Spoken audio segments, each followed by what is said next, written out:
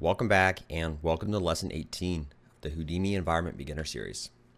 We're going to keep going where we left off and start exploring cameras, a little bit of camera animation, and then lens materials as well actually. So to get started from where we left off in the last lesson, if you're jumping straight from there, we've disabled the assign material for that house material we were setting up. We disabled this camera and skipped it. And then this render settings node that we had set up for our surfacing, our materials setups, we skipped that as well. So now we're down here and I actually have my display flag set on this camera render settings node at the bottom. And what I'm going to do is quickly tell you how I set these up. And we'll actually do that by creating two new cameras, one from scratch and then one from this little drop down here above in my scene view. So I'm going to do a new null and then I'm going to branch off from that null to actually get started here. So let's do null. We'll name this start camera work, and then I'll do this null and we'll say this our new cameras. So our new cameras. Now if I set my display flag here, and I can connect this back for consistency, we'll notice that when we click up here under the camera selection, we have no new camera selected and no cameras visible because they're not connected here through our graph. Now I am assuming we've covered, you've been following along at least with this series so far, or beginner series lesson 1, where we cover the foundations of kind of what cameras are, how they work, and then how the selections in our network view are referenced based on the cameras. So whether they're above us or below us in our network, that kind of tells us what we are able to do with each camera. So to start, I'm going to do a new camera here, which will actually create a camera from where my current scene view is looking. And then that by default will set our lock icon here to control the camera. And we do remember, looks like I set it down here, but I'm going to drag to rearrange it here. We've remembered that by having the red selection visible, that lets us move. And as we move throughout the scene view, our camera follows that as well. So if we place that in a position where we want to keep it, disable this lock icon here, we can move and then our camera will stay exactly where it was. And we can toggle this little icon to see where it is in our 3D view. And we can also hit escape to hide this camera tool. And by selecting camera 2 or any active camera and hitting enter or return over our scene view, we can get that camera tool and gizmo popping back up. So I'll jump back into here. We'll see what it looks like once we render it. And then I might actually change the aspect ratio of the camera to be a little bit of a more cinematic resolution. So I like the 22:9. You're welcome to choose whatever you'd like to use, but you set that here under view and then aspect ratio. So I'll drag to make this a little bit bigger and then rearrange this panel to be a little bit smaller. And now I want to position this a little bit lower.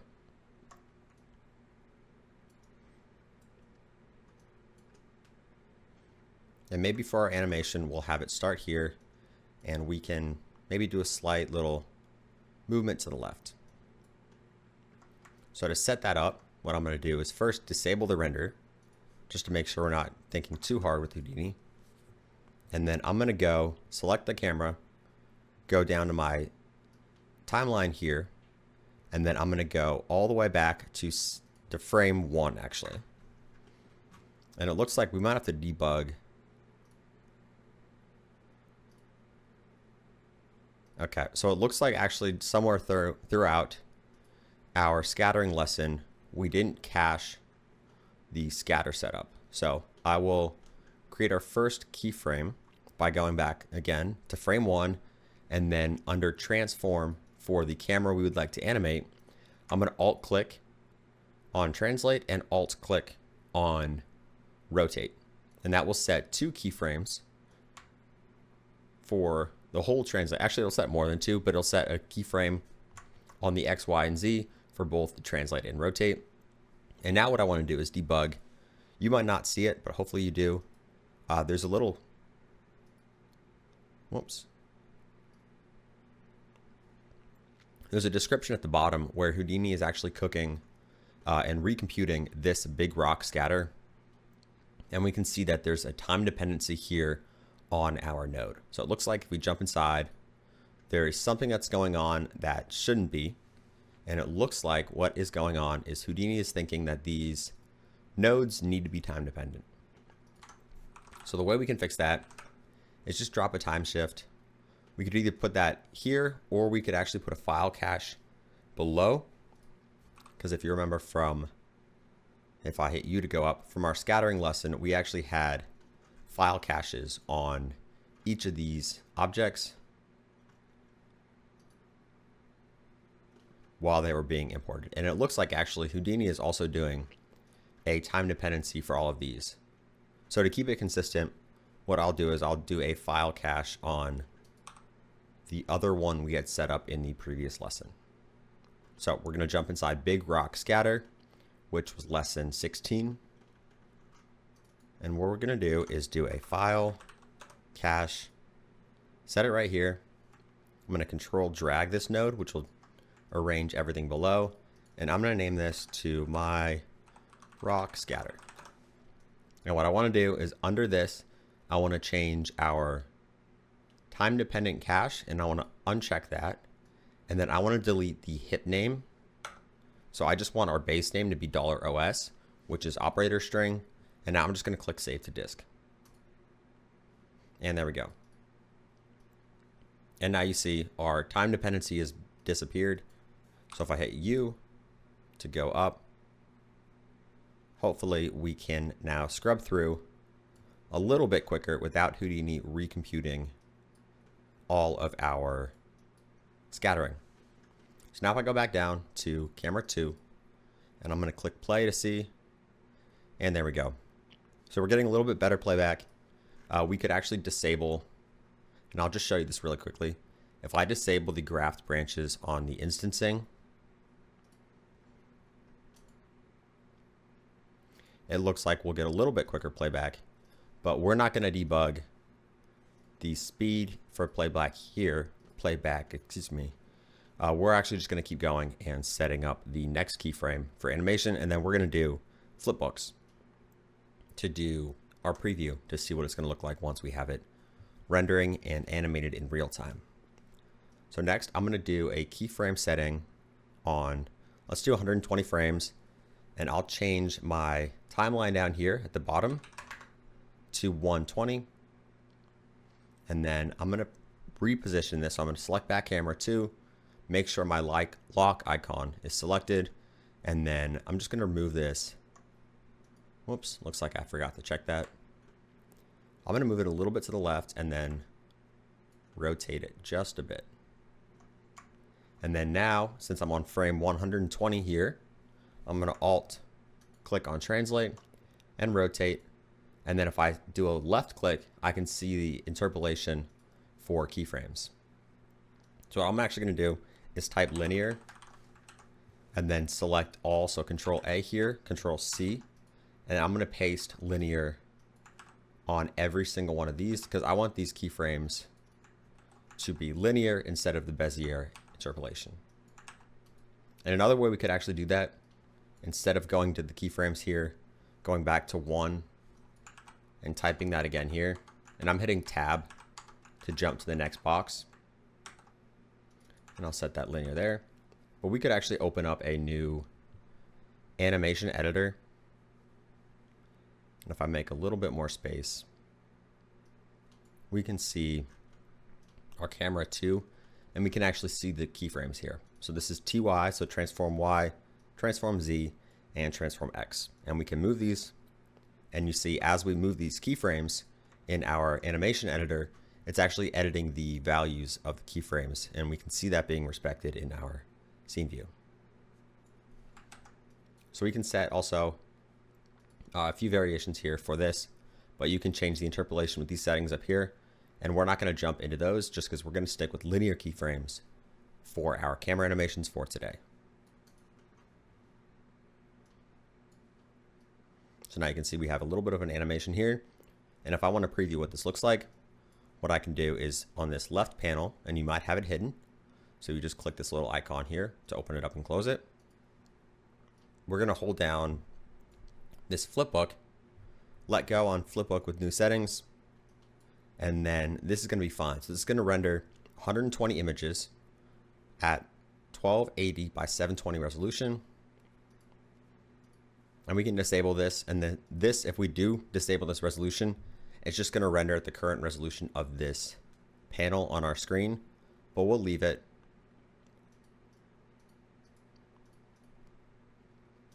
Back to 1280 by 720, and then start. And now it is slowly flipbooking through these.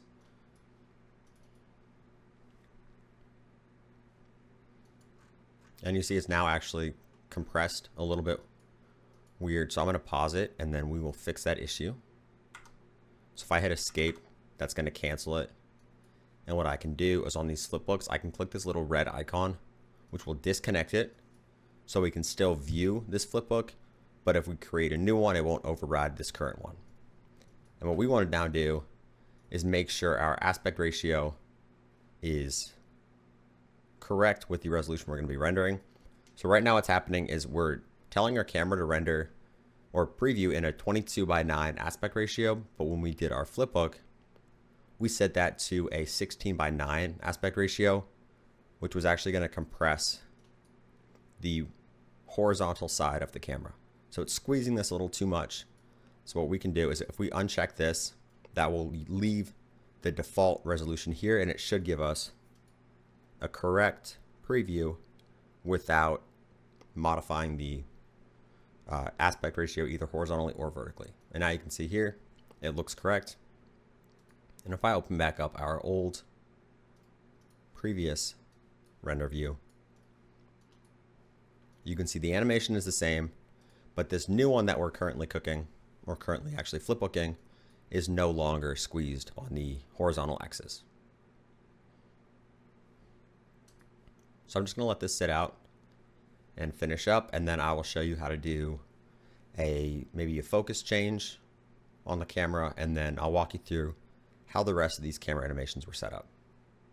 So I'm going to close out this bottom one, which was the one that we mistakenly used with the wrong aspect ratio. I'm going to X that out, and then I do want to save this version, so I'm going to disconnect that here. And there we go. And now let's go back to our camera.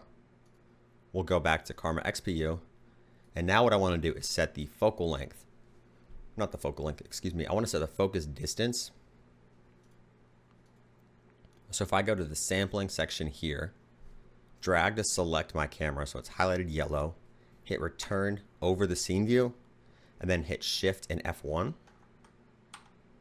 I can now see these little hints, which I can use to set my focus distance and then a few other things. So I'm going to do shift F to see the focus plane, and then I'm going to shift left click, and now you can see this little blue area is where in our scene we're currently focusing. And the reason we're not seeing any depth or any actual blur is because we have to now increase our f-stop. We'll set it to 1.8, and the lower this value, so if I set it to 0.2, then the more exaggerated the blur will be. And I can also hit escape to hide that focus plane, and I can do a shift left click to now adjust it in our world view or in our scene.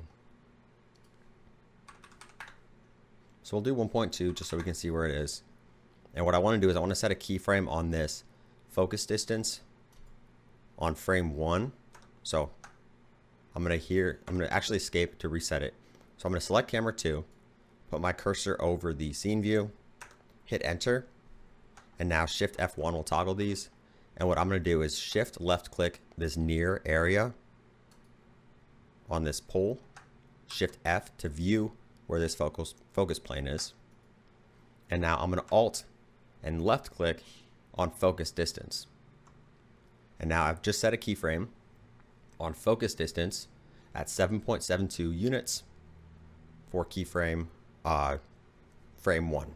Now if I skip all the way to the end of this timeline, which I can do by hitting this right arrow here to the last frame. You can now see we are on frame 120 and our focus distance is still 7.72, but maybe I want to put it farther back here. So let's put it all the way to the end. Now it's at 33 and it's automatically set a keyframe, but I could alt click to set it again. And now down in our animation editor, I can hit space F to now view. This is the focus change that we have. And you can see the interpolation is smooth, but we could change this to linear by actually selecting and dragging these two. Then I think it's clicking this button right here, straight. So we'll leave that. And we will let's do a change to our focal length as well. So we'll go back here and let's maybe set our focal length. Let's do 20 millimeters on frame 1. So I'll click, alt left click on focal length, and then I'll skip back to frame 120 and maybe let's do a 35 and then alt. And now you'll see focal length. And again, if I want to see where this was, I can do that space F to frame it. And then I can either adjust these by selecting here and moving these handles, or I could select both of these, click this line, or if I could do Control Z to undo, another thing I could do is go on to this focal length parameter, left click it, and I can type linear, which will change that interpolation, and go back to frame 1, and then linear. And now you'll notice that also changes it in our animation editor as well. So now I'm going to hit escape while hovering over my scene view to hide that little camera thing. So enter to show it, escape to hide it. And there we go.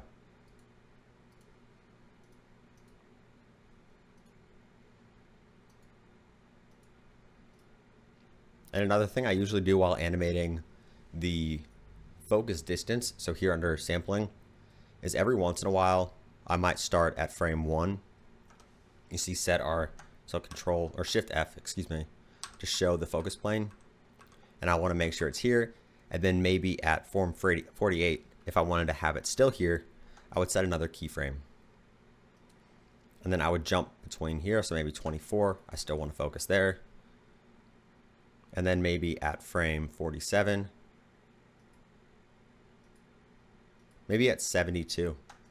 I'll still have it focused near, and then as we go to maybe 88, then I will shift my focus all the way back.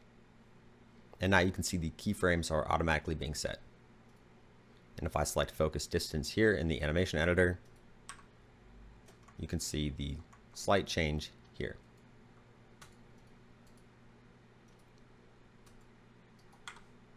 So there we go. And I just actually had my camera selected here in a lock and I moved it. So if this does happen, I believe we will be fine because we do have keyframes. So you'll see as I change the keyframe or change the frame we're currently on, it won't have saved that transform that I made here. But if I'd like to exit this, I can do this lock icon again and now move around and see.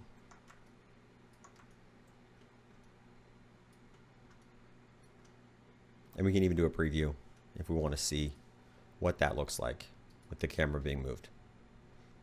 So I'm doing a flipbook now of this current scene view. And hopefully if it pops up, we can see our camera being animated just a little bit.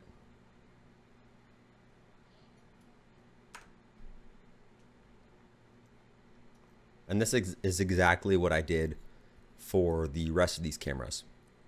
I had set up a few versions actually. And I'll let this finish soon, then I'll show you really quickly.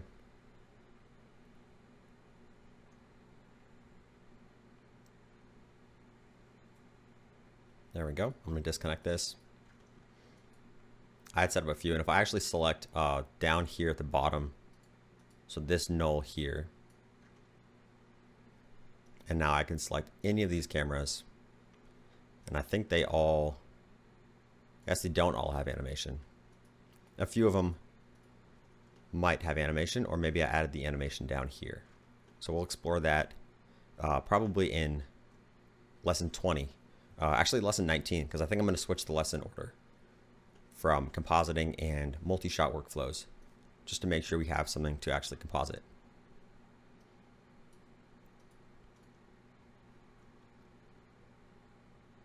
So I'm just selecting now tab 4.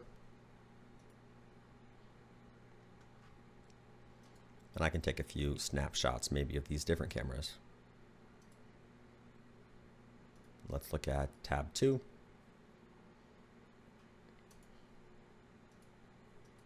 Tab 1. And if I want to change this focus, I would select this camera, hit enter. I can do Shift F to see where we're being focused on. And it looks like it's very near. So I could do a Shift left click to set it back towards this crate back there. And this Shift F hides and shows this focus plane.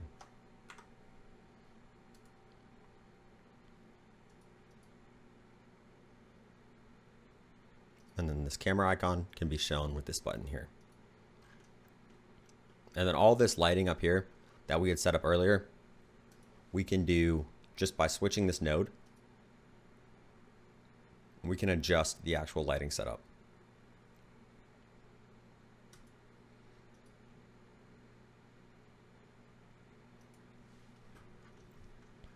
And we could even include these instance lights if we want. So we can connect this graph branches down back to this materials to include it in our scene. And now we'll see, whoops, our instance lights, which we learned about during the instancing lesson, are being now placed. And that was just a space F, and we've learned from, I think, previous lessons that it was because this camera is so far away, space F, the framing is including that in the view. So if I want to reset this view without that camera, I can select a node above before these cameras are added, put my display flag there, now Shift or space F, excuse me, and now we'll reframe our view based on what's in the scene. And I can select back down end of graph.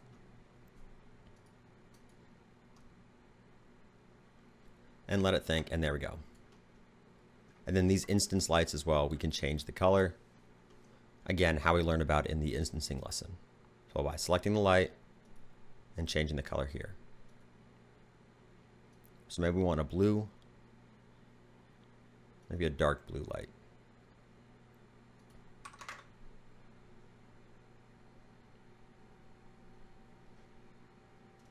There we go. Let's add one more camera and I'll show you a different way to add it. So instead of adding from the current perspective here by doing new camera, we can do a camera. We'll say this is our new camera. Connect this here, and we can connect this anywhere. Again, we've learned about this before. But the only way we'll see this is if we select either this node, whoops, I'm going to shake to disconnect, or a node below this in our graph. So I'll leave this back up here, and I'll actually put it at the top. So why not? So now this is being added up here, and all of these cameras are being added as well. I'll select this node at the bottom, and then if I select this no cam up here, I can now see all these cameras and then our new camera, which is now being placed at 0, 0, 0, because that was how I did it by just doing tab, camera. So now I'm inside this camera view with our new camera. I'm going to lock my view to the camera. And then I'm going to do, again, just our regular scene view, orbiting tools. And I'm going to find another cool spot.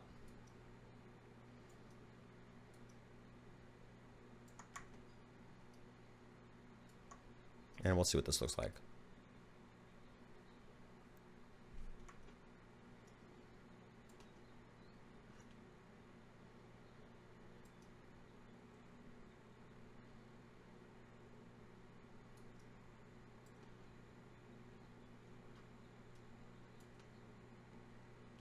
So there we go.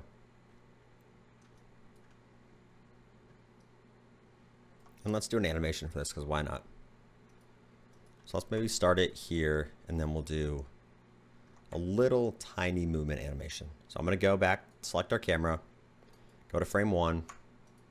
I'm going to do Alt left click Alt left click, and then we'll go to frame 120. So skip all the way ahead. And let's just move this a little bit. And we'll zoom in a little bit more. And maybe rotate it just a little bit there. And then Alt left click. Whoops. Alt left click, Alt left click. And if I now go down to my animation editor, which again, new pane type, animation, animation editor, I can select this camera. I can click F, or sometimes space F. I can select everything, and then let's just set it to straight, linear. And there we go. And now you'll notice as well that it does change this interpolation here. So there's multiple ways to do that, but you can choose whichever way you'd like to do. And then let's see this animation here, and let's do a quick preview. So let's do a flipbook, new settings, and then again, remember, we're going to uncheck resolution just because we want to render at our flipbook at the resolution that this current window is. And you see it's 1391 by 547. If I make this bigger,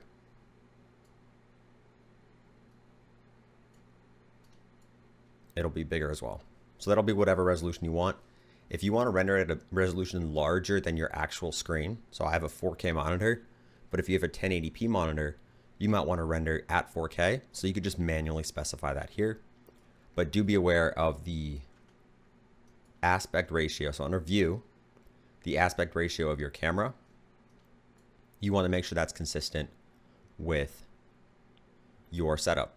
And right now, actually what's happening, this is a good example. My camera is set to 16:9, but I have a node selected here below end of layout graph, which is this node selected. And you'll notice that a Karma render settings node is above that. And on the Karma render settings, I have my camera set to YouTube tab, which is one of these cameras here.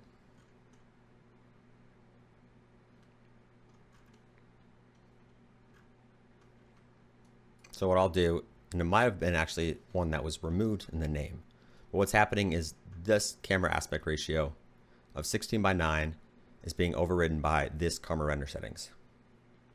So if I go back up to here and even set this to a 1:1, you'll notice that doesn't actually change the ratio of my scene or my view here.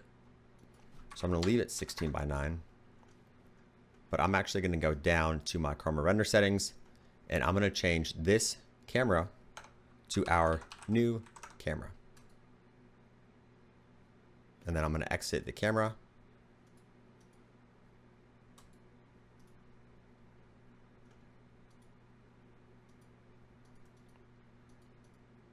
Okay, well that's also why. So I had it set to manual, which would just make me manually set the resolution. But if you want to use the aspect ratio of the camera, you could set it to set width, compute height from camera, or set height, compute width from camera. So if I set this to 1000, it'll automatically compute the width.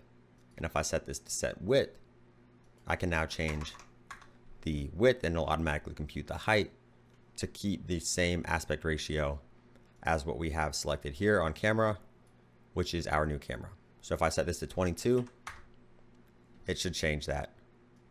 If I set this to 25 or 24 or even 3, you'll notice it does change this aspect ratio. Excuse me.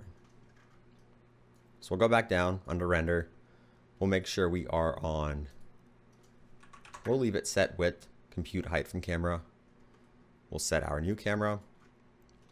And then let's render to see what this looks like.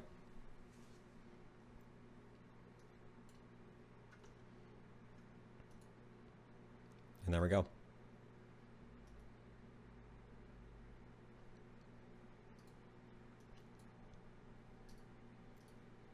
So let's do a quick flipbook. We can change it from wireframe back to whatever preview we want to have for our scene view. And we'll do hold down this flipbook with new settings. And then we'll just uncheck the resolution so it'll render at the resolution of this little window here.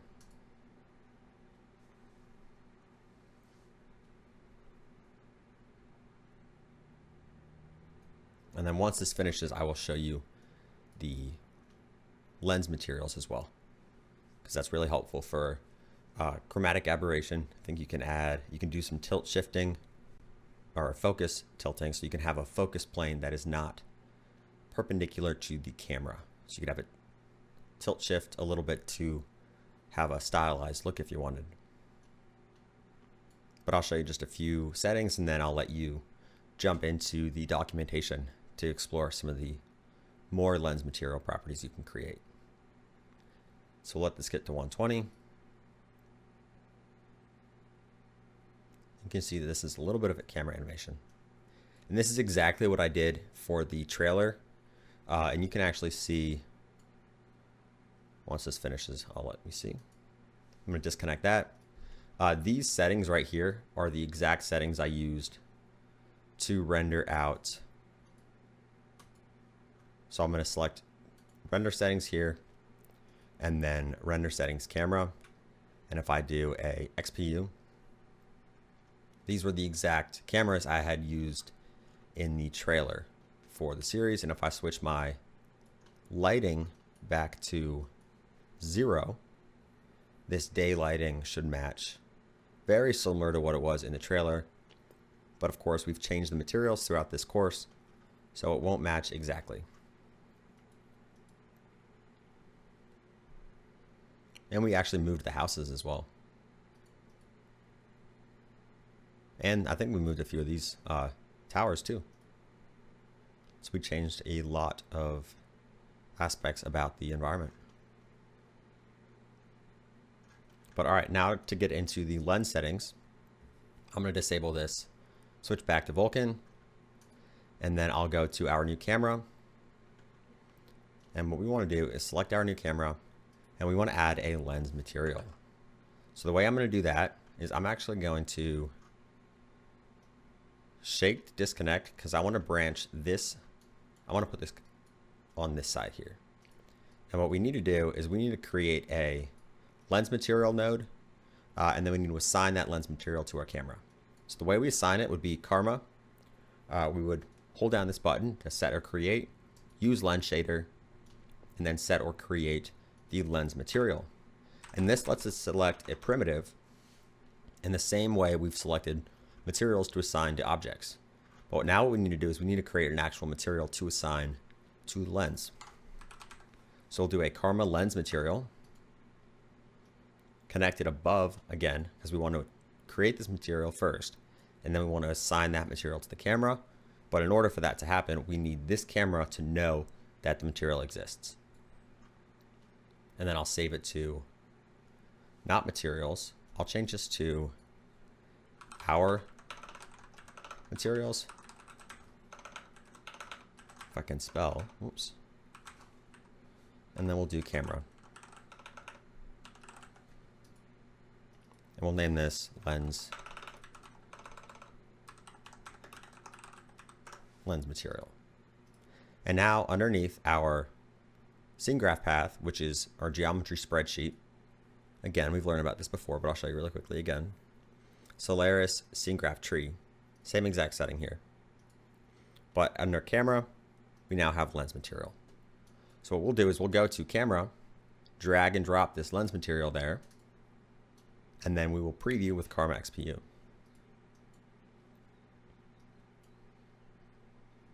And we'll let it think. And then these are all the settings we can add. So to make sure this is happening correctly, let's do a tint. And we'll set this tint to a very obnoxious color, so green. And there we go. So now you can see our tint is being applied by this lens material to this camera. You can change this back to white. And then these are other settings we can set for bokeh. So maybe we could change this to be extra wide. And for here, in order to see this bokeh setting, we're going to have to add some extra depth of field to the camera. So let's do that by selecting this camera, hitting enter over our scene view, and then we're going to do Shift F to view the focus plane. We're going to Shift left click to place the focus plane. You can see here where it is. And let's set this f-stop under our camera, and we're going to set this to a very, very low value, because remember, the lower the value, the more depth of field we'll have. Now you can see this lens material is letting us stretch the bokeh. And I think we can go negative as well.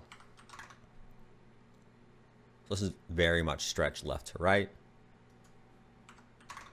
And we can we'll take this as far as we want to go.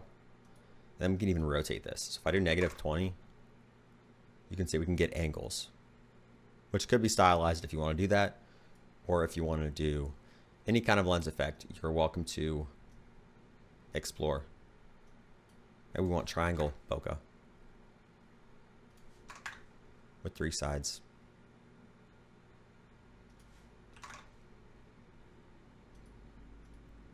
And we can do distortion as well, which is a little extreme, so we're going to leave that off. But I encourage you to mess with these. The tilt shift is cool. You can also do aberration here. So if you want a little bit of chromatic aberration baked in, and you could also do this in comp as well.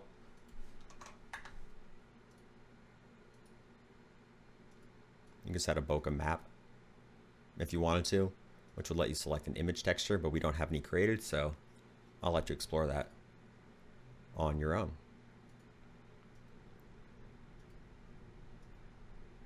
So a bunch of stuff here. I encourage you to go into these. I might explore this a little bit and then maybe use it in some other videos for future lessons.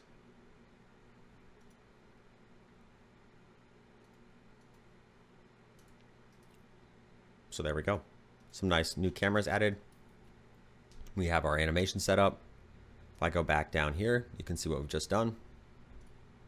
And then we learn the tips and tricks for adding a lens material. And you can explore these. Again, I haven't explored them super in depth, but you're welcome to jump into the documentation. So you can hit this question mark here.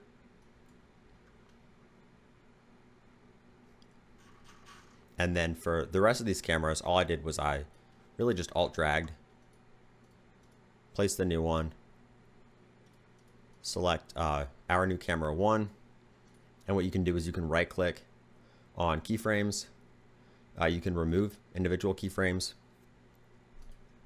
So I could do remove keyframe, which will remove it if you have the frame selected. Otherwise, in our animation editor, we could just select everything and delete.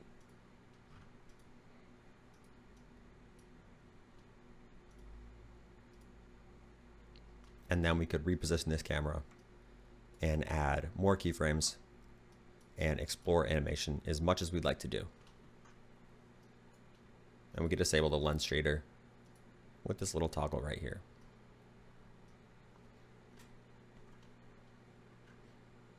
All right, well, that's going to end this lesson. And then in the next one, we're going to set up some render settings for rendering out one of these animations or two, and then we might even set up some additional compositing tricks. So when we start to composite, we can have a little bit of a exciting setup to work with for either some lights or some additional setups. So awesome. Thank you so much, and I will see you in the next lesson.